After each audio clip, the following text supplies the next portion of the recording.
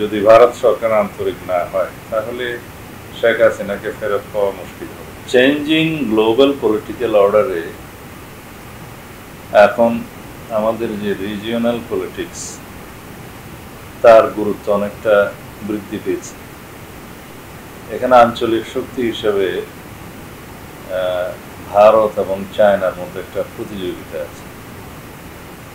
তো বাংলাদেশের যে অপরচুনিটি আমাদের ভৌগোলিক অবস্থানগত কারণে সেই অপরচুনিটিটাকে আমরা শক্তিতে রূপান্তর করতে পারি। তো অবশেষে তৃতীয়বারের প্রচেষ্টায় ভারত বাংলাদেশের দুই দেশের প্রধান উপদেষ্টা এবং প্রধানমন্ত্রীর যে বৈঠকটি হলো এটা অনেকটা প্রত্যাশিত ছিল। এখানে বাংলাদেশের পক্ষ থেকে বাংলাদেশের স্বার্থকে সমুন্নত রেখে যে বিষয়গুলো উত্থাপন করা হয়েছে সেটাকে আমরা সাধুবাদ জানাই। যেমন শেখ হাসিনাকে প্রত্যাবর্তনের জন্য ফেরত দেওয়ার জন্য যে বিষয়, তিস্তা পানি চুক্তি এবং সীমান্ত হত্যার বিষয়টি, এটা বাংলাদেশের প্রত্যেক মানুষের হৃদয়ের কাছাকাছি অবস্থান করে এই সুবিধা এটা মাননীয় প্রধান উপদেষ্টা উত্থাপন করেছেন। তবে অপর পক্ষ থেকে সেই বিষয়ে তেমন একটা সাড়া দেয়া হয়েছে বলে আমার মনে হয় না আমাদের।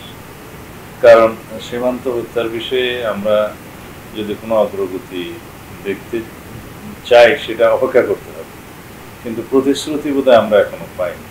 সব মশার বিরুদ্ধে সুরক্ষা দিতে এলো বসুন্ধরা এক্সট্রিম অ্যারোসল, মশার বিরুদ্ধে এক্সট্রিম সুরক্ষা। দ্বিতীয় হচ্ছে তিস্তা চুক্তির বিষয়টি একটা জটিল বিষয়ে রূপান্তরিত হয়েছে।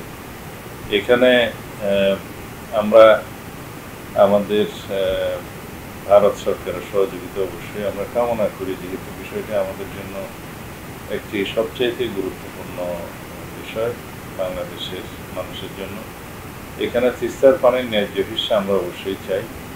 আর তিস্তা প্রকল্প বাস্তবায়নের জন্য যে সিদ্ধান্ত জাতীয় ভিত্তিতে সবার ঐকমত্যের ভিত্তিতে জাতীয় স্বার্থকে সমুন্নত রেখে নেওয়া হবে এটা পরবর্তীতে দেখার বিষয়।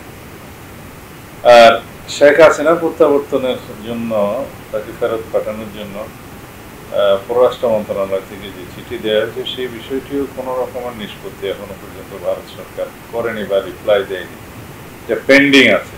এখনো পর্যন্ত তাদের বক্তব্য মনে হয় যে তারা সেই বিষয়টা পেন্ডিং রাখবে।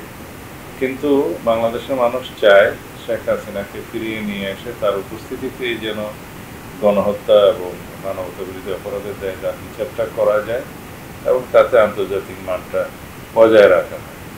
এই বিষয়ে এক্সট্রাডিশন চুক্তি অনুসারে উভয় দেশের মধ্যে বন্দি বিনিময় চুক্তির বিষয়টা উল্লেখিত আছে, কিন্তু অনেক জটিলতা আছে। যদি ভারত সরকার আন্তরিক না হয় তাহলে শেখ হাসিনাকে ফেরত পাওয়া মুশকিল হবে।